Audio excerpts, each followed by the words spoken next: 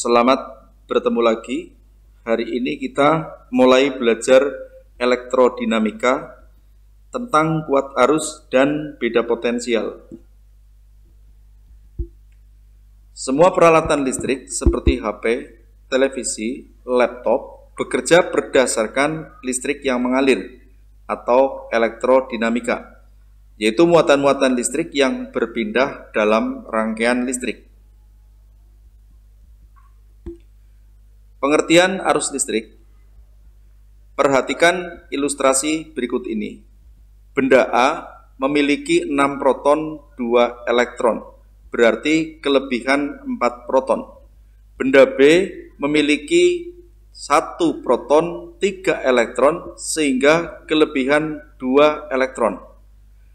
Berarti benda A bermuatan positif, benda B bermuatan negatif. Apabila kedua benda dihubungkan dengan penghantar, maka terjadi gaya tarik-menarik sehingga proton bergerak dari A ke B dan elektron bergerak dari B ke A, timbul arus listrik yang mengalir dari A ke B searah dengan arah gerak proton. Berarti A berpotensial tinggi, B berpotensial rendah. Arus listrik adalah muatan-muatan listrik yang mengalir. Penyebabnya adalah adanya beda potensial. Arus listrik mengalir dari potensial tinggi ke potensial rendah. Semakin positif, semakin tinggi potensial listriknya. Perhatikan ilustrasi berikut ini. A memiliki 6 proton, 2 elektron. Berarti kelebihan 4 proton. B memiliki 3 proton, 1 elektron, berarti kelebihan 2 proton. Maka A berpotensial tinggi karena memiliki jumlah kelebihan proton lebih banyak daripada B, dan B berpotensial rendah. Apabila kedua benda dihubungkan dengan penghantar, maka proton akan berpindah dari A ke B dan elektron berpindah dari B ke A, sehingga timbul arus listrik yang mengalir dari A ke B searah dengan gerak proton. Semakin negatif, semakin rendah potensial listriknya. Perhatikan ilustrasi berikut ini. A memiliki 6 elektron, 3 proton, berarti kelebihan 3 elektron. B memiliki 2 proton, 3 elektron, berarti B kelebihan 1 elektron. Maka A berpotensial rendah karena memiliki kelebihan elektron lebih banyak dibandingkan B, dan B berpotensial tinggi. Apabila dihubungkan dengan penghantar, maka elektron akan berpindah dari A ke B dan proton berpindah dari B ke A. Arus listrik akan mengalir dari B ke A searah dengan arah gerak proton. Jika muatan sama besar, arus berhenti, tidak mengalir. Perhatikan ilustrasi berikut ini. A memiliki kelebihan 3 elektron, B memiliki kelebihan 3 elektron. Maka jika kedua benda dihubungkan dengan penghantar, tidak terjadi aliran arus listrik. Potensial A sama dengan potensial B.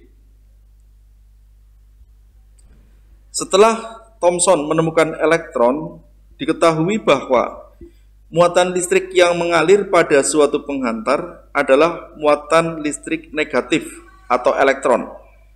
Tetapi arus listrik tetap didefinisikan berdasarkan aliran muatan positif.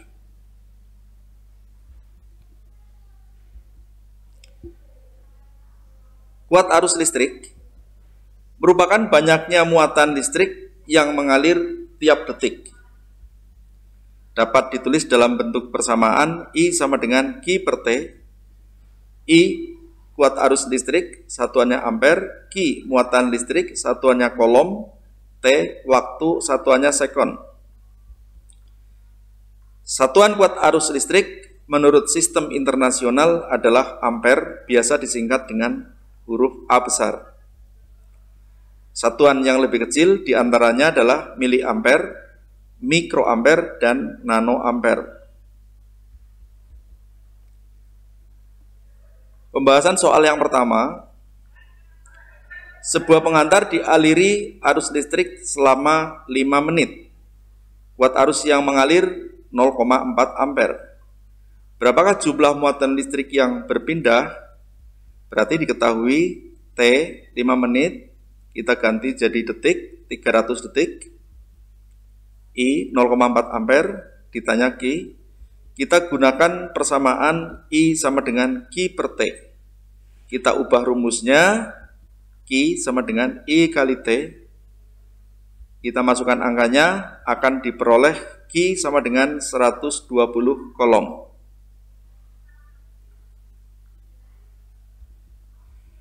Pembahasan soal yang kedua, muatan listrik sebanyak 3,6 kolom mengalir dalam suatu penghantar.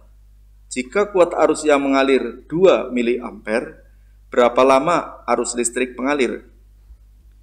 Berarti diketahui Q I 2 miliampere kita ubah jadi ampere, ditanya T. Gunakan kembali persamaan I sama dengan Q per T. Masukkan angka-angkanya. T sama dengan 3,6 dibagi 2 kali 10 pangkat min 3. 10 pangkat min 3 dinaikkan jadi 10 pangkat 3, sehingga T sama dengan 3600 dibagi 2, 1800 detik.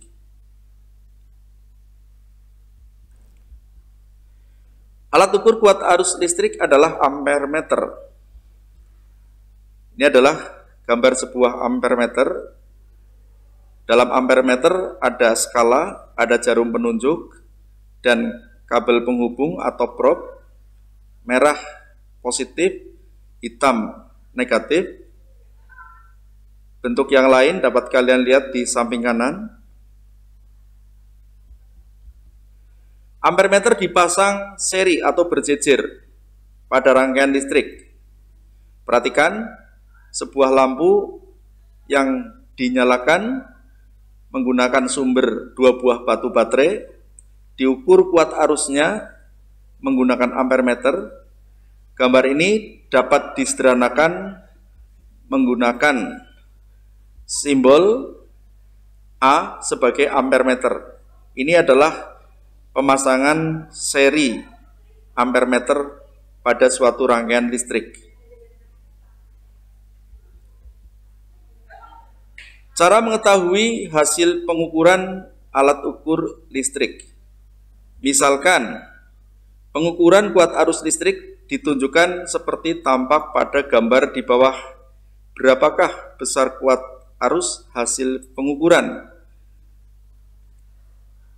Perhatikan, dalam gambar tampak bahwa jarum menunjukkan angka 3. Berarti skala yang ditujukan adalah 3 ampere. Skala maksimumnya tampak 10 ampere meter. Kemudian batas ukur yang terpasang adalah 5 ampere. Untuk menghitung hasil pengukuran, gunakan persamaan skala yang ditunjuk dibagi skala maksimum kali batas ukur. Berarti 3 dibagi 10 kali 5 ampere diperoleh hasil pengukuran 1,5 ampere.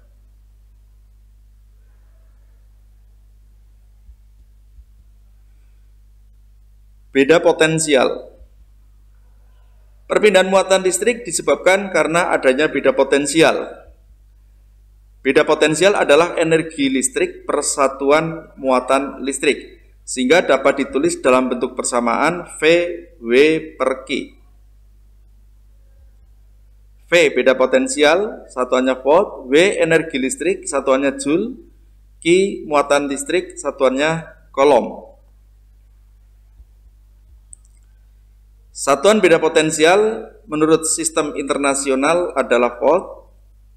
Satuan yang lain yang lebih besar megavolt, kilovolt, dan yang lebih kecil milivolt.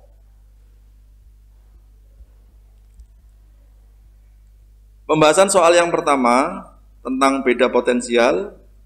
Muatan listrik sebesar 300 kolom berpindah pada suatu penghantar yang terpasang pada beda potensial 4 volt.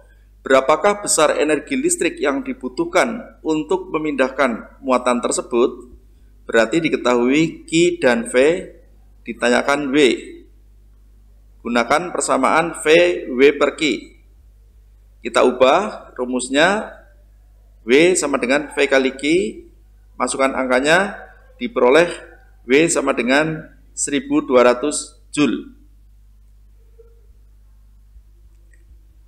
Pembahasan soal yang kedua, untuk memindahkan muatan listrik melalui suatu penghantar yang terpasang pada beda potensial 2 volt, dibutuhkan energi listrik 6,4 Joule. Jika satu elektron bermuatan min 1,6 kali 10 pangkat min 19 kolom, berapakah jumlah elektron yang berpindah? Diketahui V, W, dan satu elektron bermuatan min 1,6 kali 10 pangkat min 19 kolom. Ditanyakan jumlah elektron berarti ditanyakan N-nya. Kembali kita gunakan persamaan V, W per Q, maka kita ubah rumusnya menjadi V sama dengan Q sama dengan W per V. Kita masukkan angkanya 6,4 per 2, 3,2 kolom. Berikutnya, gunakan persamaan Q sama dengan N kali E. Berarti N sama dengan Q per E. Kita masukkan angkanya 10 pangkat min 19 naik ke atas jadi 10 pangkat 19, sehingga diperoleh 2 kali 10 pangkat 19 elektron. Jadi jumlah elektronnya adalah 2 kali 10 pangkat 19.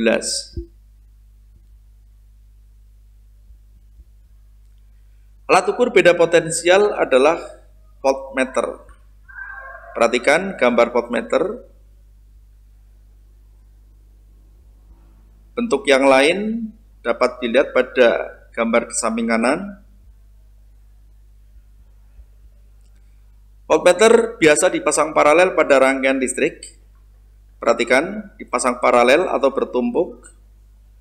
Sebuah lampu ingin kita ukur beda potensial pada lampu besarnya berapa. Maka pemasangan alat adalah seperti ini, disederhanakan menggunakan simbol V.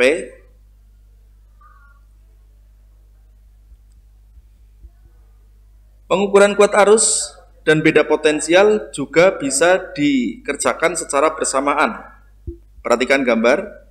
Ini adalah gambar percobaan pengukuran kuat arus dan beda potensial secara bersamaan. Kita sederhanakan gambarnya menggunakan simbol. Perhatikan gambar samping kanan.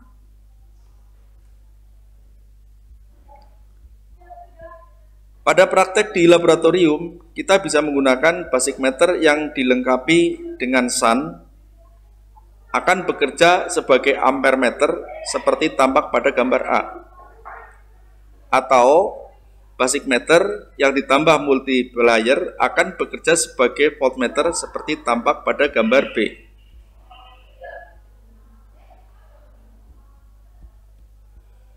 Multimeter atau avometer, A itu ampere, V itu volt, O itu ohm.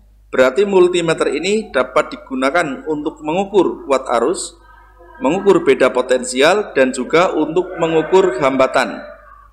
Perhatikan ada dua jenis. Yang pertama adalah analog multimeter yang menggunakan jarum, dan yang kedua adalah digital multimeter.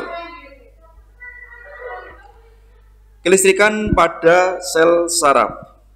Tubuh manusia dialiri arus listrik khususnya pada saraf, yaitu dengan adanya impuls listrik.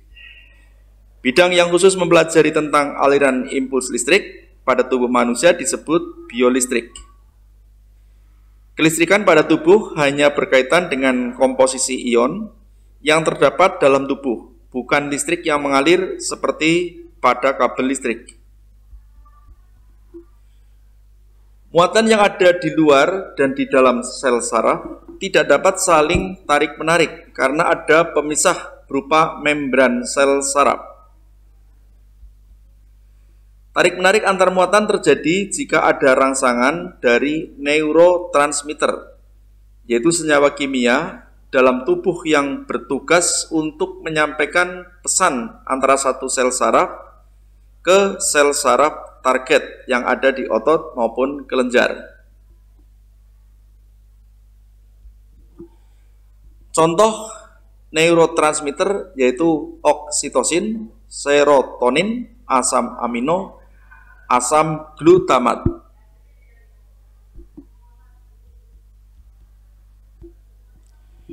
Beda potensial pada akson yang tidak terselubung mielin bisa terukur menggunakan voltmeter.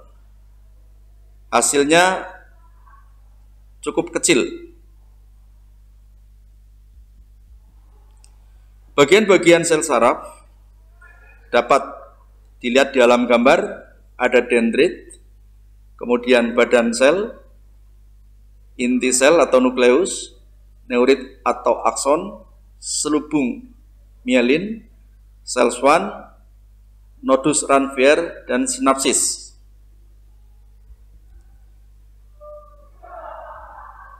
Yang pertama adalah dendrit. Penonjolan badan sel yang bercabang-cabang. Fungsinya adalah menerima impuls dari sel lain dan meneruskannya ke badan sel. Berikutnya adalah badan sel. Di dalamnya terdapat inti sel yang dikelilingi sitoplasma. Sitoplasma mengandung organel sel seperti mitokondria, ribosom, badan Golgi, dan retikulum endoplasma khusus milik sel saraf yang disebut badan sel.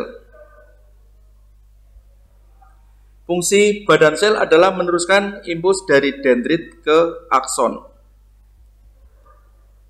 Yang ketiga adalah akson atau neurit. Perhatikan gambar. Akson merupakan penonjolan badan sel berbentuk panjang dan silindris. Terminal akson bercabang dan berbonggol. Bonggol tersebut dinamakan bonggol sinapsis. Pada bonggol ini terjadi proses sinapsis, yaitu komunikasi antara sel saraf satu dengan yang lain atau sel saraf dengan sel otot dan sel kelenjar menggunakan neurotransmitter.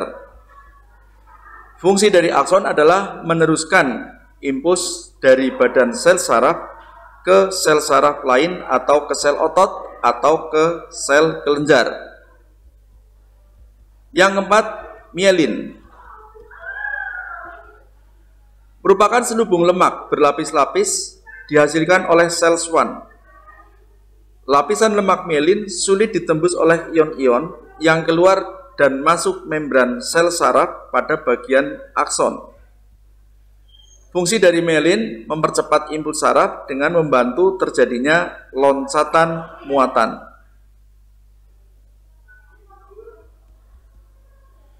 Nodus Ranvier. Perhatikan gambar. Nodus Ranvier merupakan daerah akson yang terbuka yang tidak diselubungi mielin. Merupakan tempat terjadinya tarik-menarik muatan listrik di membran sel saraf. Kesimpulannya, sel saraf seperti kabel listrik.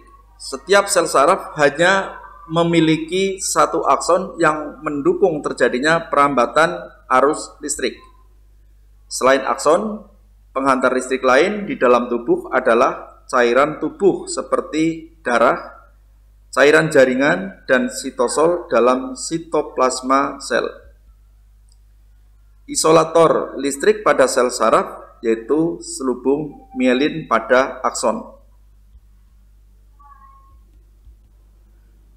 Pada akson tidak berselubung mielin, hantaran arus listrik dapat terjadi di sepanjang akson.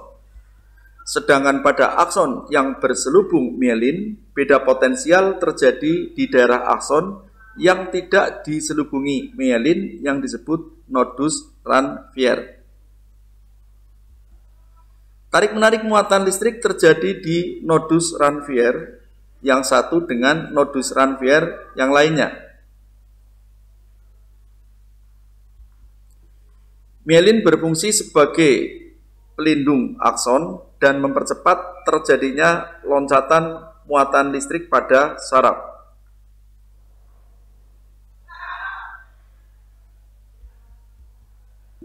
Pergerakan impuls pada akson tidak bermielin dan bermielin. Perhatikan gambar. Pergerakan impuls pada akson tidak bermielin seperti pada gambar yang atas dan bermielin seperti pada gambar bawah. Untuk gambar atas, akson tidak bermielin tampak bahwa ion natrium dapat menembus sepanjang dinding akson, sedangkan gambar bawah, akson terselubung mielin hanya bisa ditembus ion natrium tepat di nodus Ranvier.